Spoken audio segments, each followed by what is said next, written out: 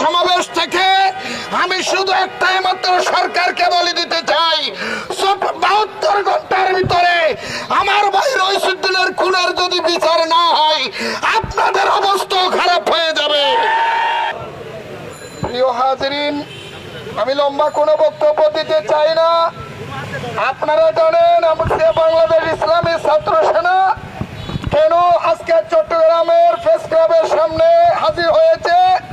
আমাদের দাবি একটাই, সুশৃঙ্খল ভাবে আগামী গত 26 তারিখে যে সমাবেশ হয়েছিল সারা পৃথিবী দেখেছে।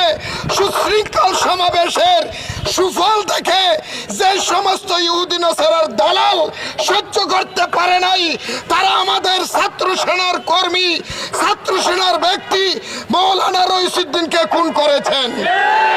আজকের সমাবেশ থেকে আমি শুধু একটাই মাত্র সরকারকে বলে দিতে চাই, 72 ঘন্টার ভিতরে আমার ভাই রইসুদ্দিনের খুনের যদি বিচার না হয় আপনাদের অবস্থা খারাপ হয়ে যাবে।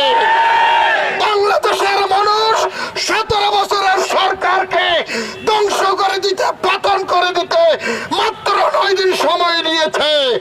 আজকে রইসুদ্দিনের বিচার যদি না হয় আপনাদের অবস্থা তার সাথে আরো বেশি শোচনীয় হবে।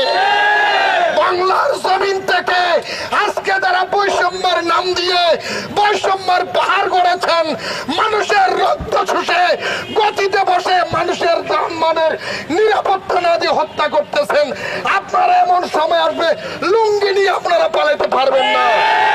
এখনো সময় আছে। বাংলাদেশ ছাত্র সেনার এবং ইসলামী ফ্রন্ট যুব সেনার রক্তকে গরম করবেন না, সারা দেশ অচল করে দেওয়া হবে।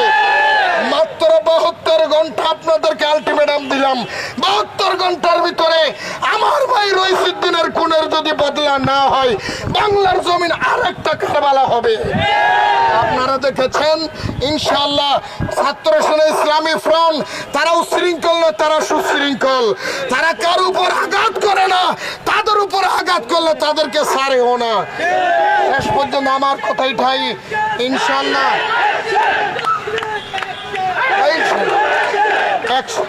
সম্মানিত ভাইয়েরা, আমি আর বেশি কথা বলতে চাই না। 72 ঘন্টার ভিতরে আমাদের সুন্নিয়তের লড়াকু সৈনিক রইসুদ্দিনের বিচার করতে হবে, না হলে আপনারা প্রস্তুত থাকুন। আসসালামু আলাইকুম ওয়া রাহমাতুল্লাহ।